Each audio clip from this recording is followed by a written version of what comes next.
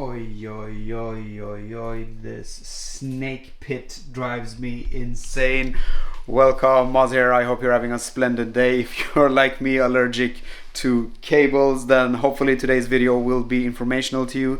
So my 2019 Mazda MX5 30th anniversary does have Apple Carplay and Android Auto capabilities, but only if it is wired. So as I mentioned then, as I hate cables, a dongle, there are dongles out there which do give you the possibility of utilizing Android Auto and Apple CarPlay wirelessly, but I have not bought such a dongle yet. And fortunately for me then, the guys at One Car Stereo reached out and asked if I wanted to review one of their products. I checked it out before I said yes, and to me it sounded very interesting, and the product they have sent me is the AI BOX LITE. So this is a dongle that gives the possibility then to convert a wired Apple CarPlay and Android Auto into a wireless setup then.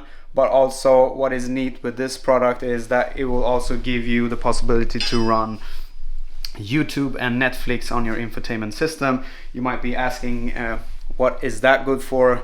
Let's take an example. You have a electric vehicle, for some reason it doesn't have wireless Apple CarPlay or Android Auto, and you are charging your car then, and you don't have a Netflix or YouTube application.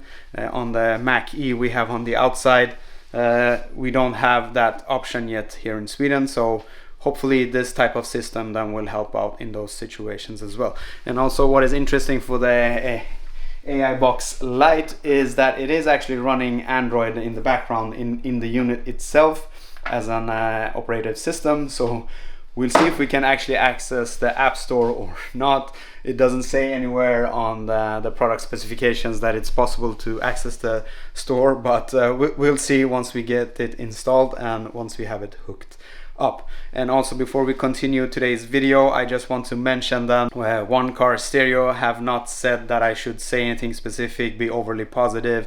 I'm not getting paid. They just want me to give an honest review of the product. I just wanted to mention that. And also there will be an affiliate link down below, so if you're interested in purchasing the product, you can use that link. It's no negatives to you, but it supports the channel a little bit, so use that link if you're interested in buying. That would be very grateful. But if you liked today's video and you found it informational, give it a big thumbs up, and also do remember to subscribe to the channel if you do like tech stuff, car modifications, car detailing, etc. But with that said, let's get on with the installation. Before we continue with the setup, I just briefly wanted to talk about what's included in the box. So the box itself is a simple cardboard box, so nothing specific to mention. We do have an installation guide. We also have a cable, so it has a USB type C to USB type A connectivity. So this side connects to your car, and this side will connect to the device itself. If your car is not equipped with a USB type A port, you have this dongle as well, and that converts from USB type A to USB type C. And then we have the box itself. It is not that big.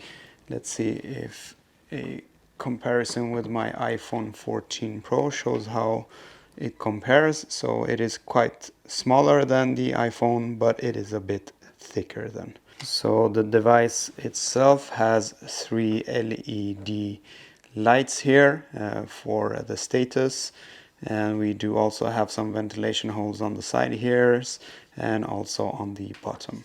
And what we do have is a USB type C port here, which is the port that connects to your car.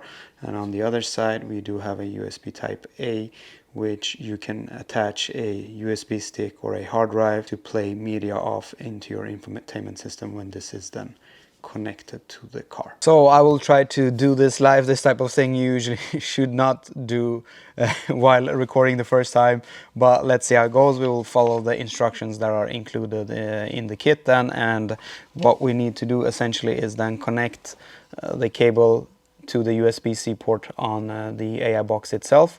And also, if your car have an interface with multiple USB connections, then make sure to connect it to the one that is applicable for the Apple CarPlay or Android Auto, if that is the case then. So in my case it is connected. We will connect the box to the USB cable, and we have some LED lights on the box itself, indicating now that we at least have power. So let's see if something pops up on the screen, which we need to OK. And also the next step would be to connect the phone to the device via Bluetooth, and that is the next step. And here we have a pop-up. I will agree to this. Let's see, we have a very old entertainment system here on the MX5, but now you can see it is actually up and running. So this is the interface that we have.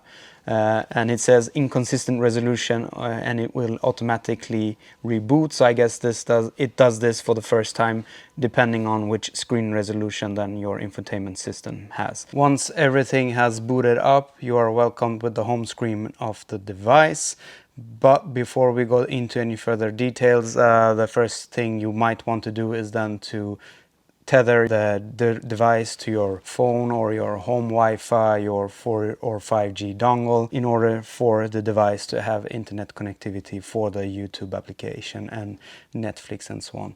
For that, then you would press this button right here, and you would select your network and then connect, and once that is connected you can go back and then the device is hooked up to the internet. Next, let's have a talk about the navigation and also the layout.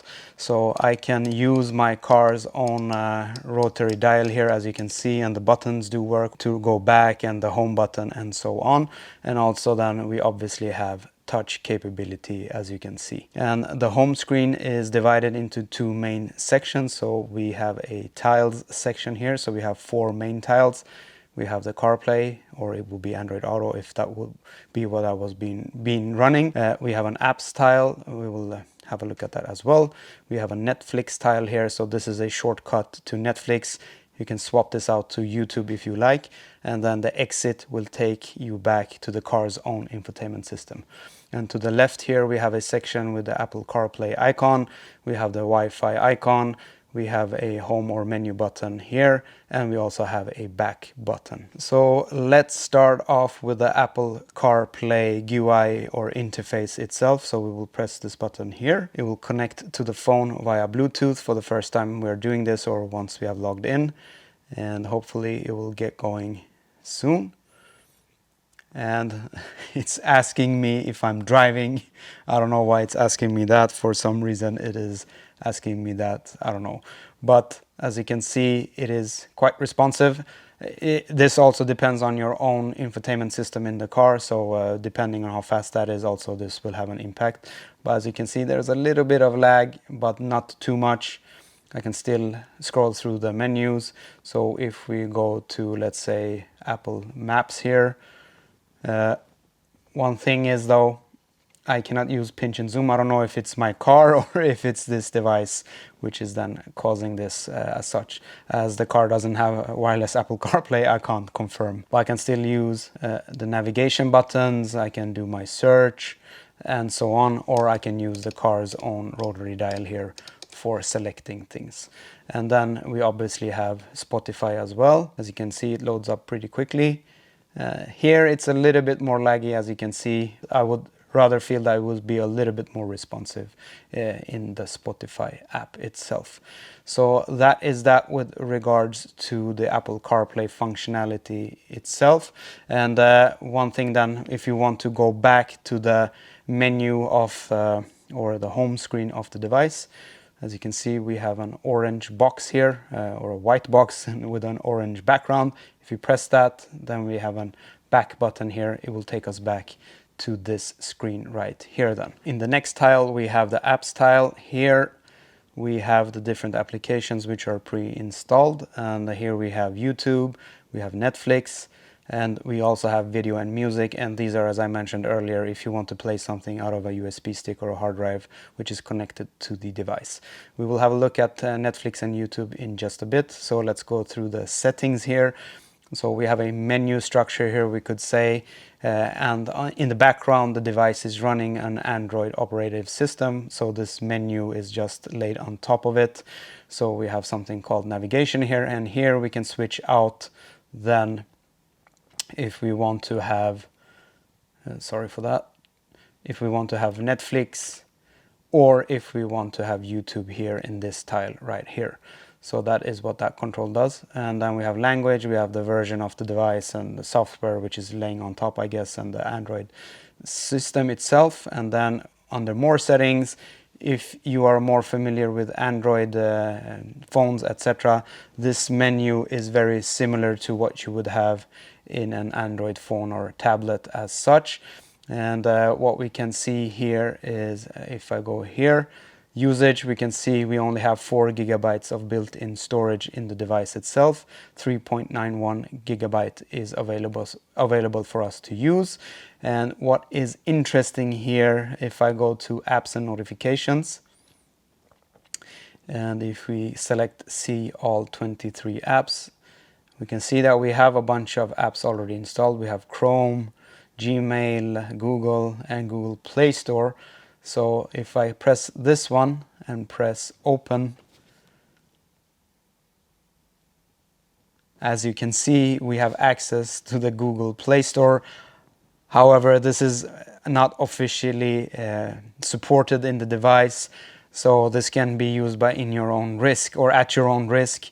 And also, as we don't have that much free space, there is not that much we can download. But still, it is very interesting to have, and it is possible to download applications. Some of them might work, some of them might not work, but it is possible. I've tried it out, so that is a great bonus actually. It's a shame that we don't have more inbuilt storage then for this purpose then. So that is that. And if I go back here, do we have anything more that is interesting here? No, not as such. So there are a bunch of different things you can do there. I will not go into detail. And if we go back one step more, we do have something called system setting. This Wi-Fi fixed password, I'm not exactly sure what that is. I will have to reach out to One Car Stereo to get input on what that is. I'll put it in a description in the description box below if I do get an answer on that. And then we have an option which says video is prohibited when driving. So if you activate that, obviously you cannot watch video while driving, and you shouldn't be watching videos while driving. So that is also a setting you can have on the system. And then we have something called factory settings. This is password protected, and I guess One Car Stereo don't want you to go in and mess around with some of the stuff there. So hence why it is password connected, and I don't have the password for that. So if we go back once more here, we do have the Netflix button then. So if I press Netflix here, it starts Netflix, and as you can see then it jumps right ahead, and then we can scroll as per usual. And as this is mainly a car channel, we can start Drive to Survive here, and hopefully it will start. And again, this depends on the connectivity you have with your phone to the 4G or 5G network. I'm in the garage now, so I don't have the best connectivity here on my phone, but as you can see, it is working. The resolution is not the greatest though, but it is still working. And again, then the navigation is really smooth. I have to say it's smoother than in the Apple Carplay application or GUI itself. If we go back, then we can go to the YouTube application.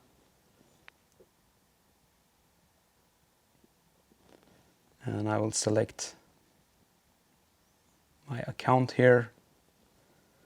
And as you can see, let's have a look at the smoking tire. As you can see, the video loads up pretty quickly, or at least the commercial. So the video has started, and we have Matt and his colleague here, so Zach. So it is working as expected, and it is really nice to have this functionality then. So that is all with regards to the menu system and the options you have with regards to the Apple Store as well. There's one thing I want to try out, and that is, if we go here, this is really exciting for me. If we go and open up Chrome, I think we are able to surf. Yes, we are. So I don't know what we want to go, let's say stereo here. and it is essentially a web browser now as well in the infotainment system in the car, which is really nice. As you can see, I can't say that every website works, but still we have this option if need be then, which is really great. I just want to touch upon the sound quality. Obviously wireless is not as good as having a wired setup, but with regards to this system there is nothing I can complain about. It sounds nice, we have still bass, it's not distorting or anything as such, and in my opinion it's actually a quite pleasurable experience watching YouTube videos and having your car's audio system then playing the sound then.